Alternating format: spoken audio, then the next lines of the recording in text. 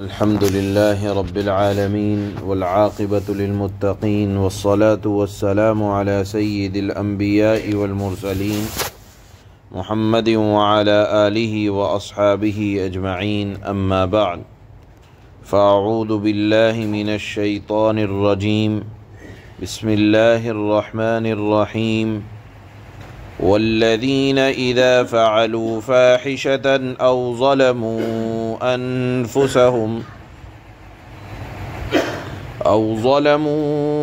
أنفسهم ذكروا الله فاستغفروا لذنوبهم ومن يغفر الذنوب إلا الله ولم يصروا على ما فعلوا وهم يعلمون أولئك جزاؤهم مغفرة من ربهم وجنات تجري من تحتها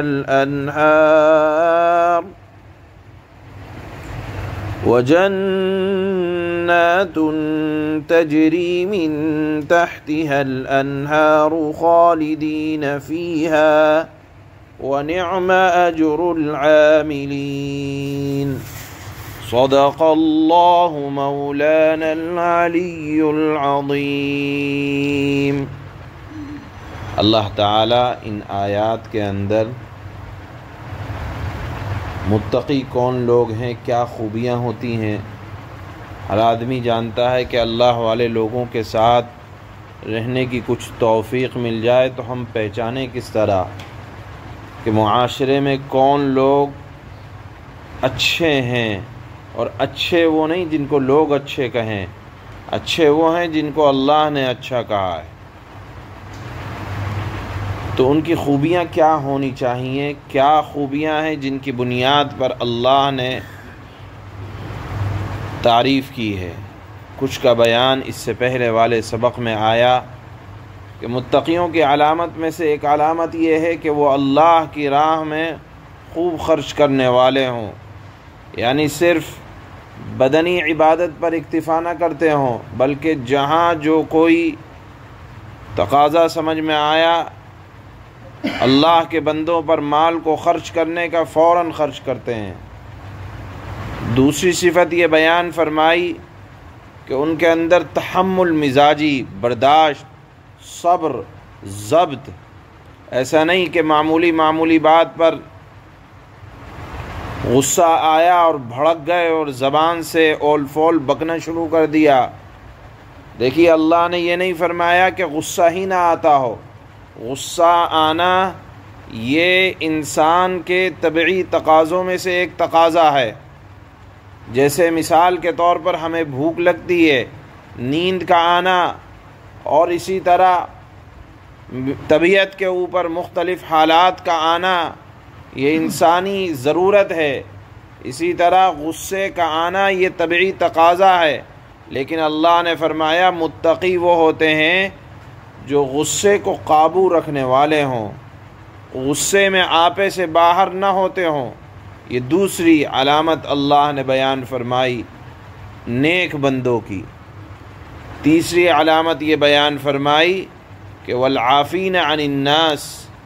وہ لوگوں کو بہت زیادہ معاف کرنے والے، درگزر کرنے والے، انسان کو انسان سمجھ کر جو انسانوں کے قصوروں کو معاف کرتا ہے، قیامت کے دن اللہ تعالی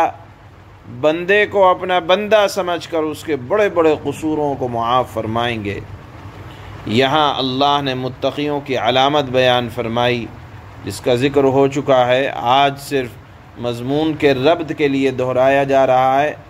اور پھر فرمایا اللہ نے کہ متقی لوگ بہترین کاموں کو، اچھے کاموں کو جتنے بھی دنیا میں پائے جائیں ان کو محبوب رکھتے ہیں اور پسند کرتے ہیں۔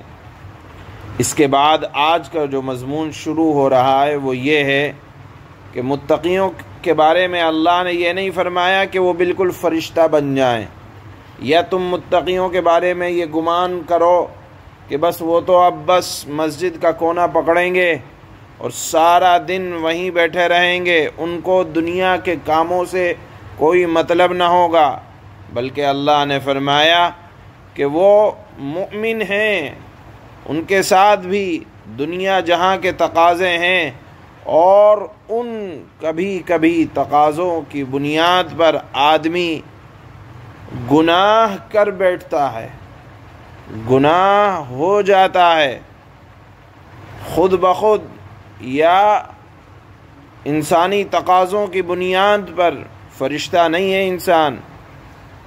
فرشتوں کے اندر اللہ نے یہ خوبی رکھی ہے کہ وہ اللہ کی مرضی کے خلاف چاہ کر بھی نہیں کر سکتے، وہ مادہ ہی نہیں ہے۔ اللہ نے انسان کے اندر عقل رکھا، شعور رکھا، نفسانی شہوتیں رکھیں، اور ساتھ میں فرشتوں والے اوصاف بھی رکھے۔ عبادت کرے تو عبادات انسانوں کی فرشتوں سے بھی بڑھ جائیں۔ بہرحال اللہ نے فرمایا کہ جب بھی ان سے کوئی گناہ سرزد ہو جاتا ہے، کوئی برائی ہو جاتی ہے، یہ نہیں فرمایا کہ گناہی سرزد نہیں ہوتا ہے انسان ہونے کی بنیاد پر، تو خدا کی عظمت و جلال اور اللہ کے وعدوں اور وعیدوں پر اتنا یقین ہوتا ہے کہ کانپ جاتے ہیں۔ پھر کیا کرتے ہیں؟ ذکر اللہ، اللہ کا ذکر کرتے ہیں، اور کیا کرتے ہیں؟ فاستغفروا لذنوبہم، خوف زدہ، مضطرب، پریشان ہو کر اللہ کو یاد کرنے لگتے ہیں، اور سر بسجود، سجدے میں سر لے جاتے ہیں،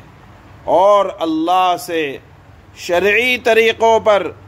گناہوں کی معافی کے طلبگار ہو جاتے ہیں۔ شرعی طریقے پر گناہوں کی معافی کے طلبگار ہونے کا مطلب یہ ہے کہ اگر وہ گناہ حقوق العباد سے متعلق ہے تو پہلے یہ نہیں کہ لوگوں کا حق کھا کر آ کر مسجد میں سجدے میں سر پڑھ کر رونے لگے، نہیں، شرعی طریقے پر استغفار کا مطلب یہ ہے کہ اگر حقوق العباد میں کمی ہوئی ہے تو وہ متقی پہلے جا کر لوگوں کا حق ادا کرتے ہیں، اور اس کے بعد آ کر اللہ سے مغفرت کی بھیک مانگتے ہیں۔ اور پھر اسی طرح اگر اللہ کے حقوق میں کمی کوتاہی کی ہے، مثال کے طور پر نماز کے سلسلے میں گناہ سرزد ہوا، روزہ نہیں رکھا گیا، زکوٰۃ نہیں رکھی گئی، ادا کی، تو پہلے تو اس کو ادا کرتے ہیں اور پھر اللہ سے معافی مانگتے ہیں۔ یہ نہیں کہ جو گناہ ہوا ہے پہلے اس کے سلسلے میں اگر دیکھا جائے گا کہ وہ حقوق اللہ ہے یا حقوق العباد تو پہلے اس کو ادا کرتے ہیں، اور پھر ذکر اللہ کا مطلب ہی ہے کہ اللہ کا خوف ان کے اوپر اتنا غالب آ جاتا ہے کہ شرعی طریقے پر وہ توبہ کا حق ادا کرتے ہیں۔ تو اللہ فرماتے ہیں کہ آئندہ نہ کرنے کا ان کا عزم بھی ہوتا ہے۔ وَلَمْ يُصِرُّوا عَلَى مَا فَعَلُوا وَهُمْ يَعْلَمُونَ، یہ ارادہ کرتے ہیں کہ اللہ آئندہ نہیں کریں گے، اب جو ہوا سو ہوا۔ تو اللہ نے فرمایا بتاؤ وَمَنْ يَغْفِرُ الذُّنُوبَ إِلَّا اللَّهُ، کون ہے جو ان کی توبہ کو قبول کرے گا؟ یقیناً اجر دینے والے بھی اللہ، توبہ کی توفیق دینے والے بھی اللہ۔ تو جو ذات توبہ کی توفیق دے رہی ہے وہ توبہ کو کیوں قبول نہیں کرے گی؟ بہرحال یہاں ایک بات جو سمجھ میں آتی ہے وہ یہ کہ متقی لوگ اپنے گناہوں پر اڑے نہیں رہتے، گناہ پر اصرار نہیں کرتے، جو ہی غلطی کا احساس ہوا فوراً اپنی غلطی مان لیتے ہیں اور باز آ جاتے ہیں۔ یہی سچی توبہ کی بڑی شرط ہے کہ یاد آنے پر اس کو چھوڑ دیا جائے، اڑے نہیں رہنا چاہیے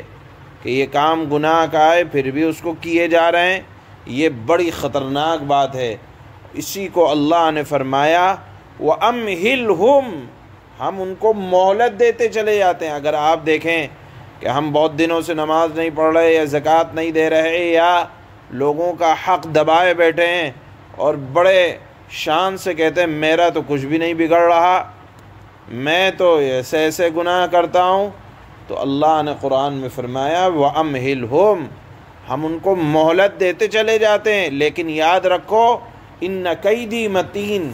جب رسی کھینچی جاتی ہے تو اللہ نے فرمایا میری پکڑ بڑی سخت ہے، پھر کوئی چھڑا نہیں سکتا میری پکڑ سے۔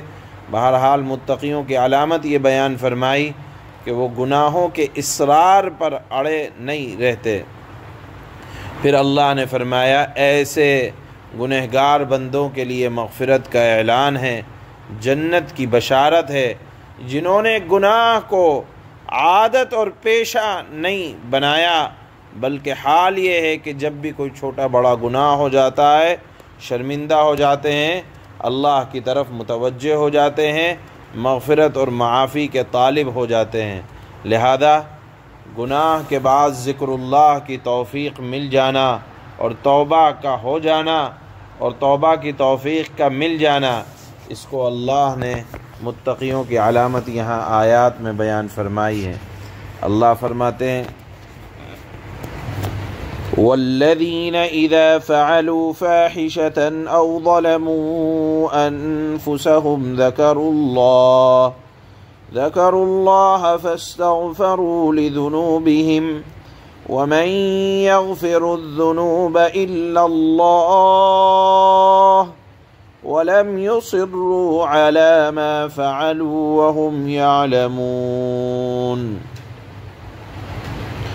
یہ وہ لوگ ہیں، یعنی متقیوں کا ذکر چل رہا ہے، کہ اگر کبھی کوئی بے حیائی کا کام کر بھی بیٹھتے ہیں یا کسی اور طرح اپنی جان پر ظلم کر گزرتے ہیں تو فوراً اللہ کو یاد کرتے ہیں، ذکر اللہ، اور اس کے نتیجے میں اپنے گناہوں کی معافی مانگتے ہیں۔ وَمَن يَغْفِرُ الذُّنُوبَ إِلَّا اللَّهُ، اور اللہ کے سوا ہے بھی کون جو گناہوں کی معافی دے دے۔ اور یہ متقی لوگ اپنے کیے ہوئے گناہ پر جانتے بوجھتے اصرار نہیں کرتے۔ یہ دوسرا ترجمہ کیا جائے کہ متقی جانتے بوجھتے اپنے گناہ پر اڑے نہیں رہتے۔ اولئک جزاؤہم مغفرۃ من ربہم وجنات تجری من تحتها الانہار خالدین فیہا ونعم اجر العاملین۔ یہ ہیں وہ لوگ جن کا صلہ ان کے پروردگار کی طرف سے مغفرت ہے، اور وہ باغات ہیں جن کے نیچے دریا بہتے ہوں گے، جن میں انہیں دائمی زندگی حاصل ہوگی۔ کتنا بہترین بدلہ ہے جو کام کرنے والوں کو ملنا ہے۔ سبحان اللہ۔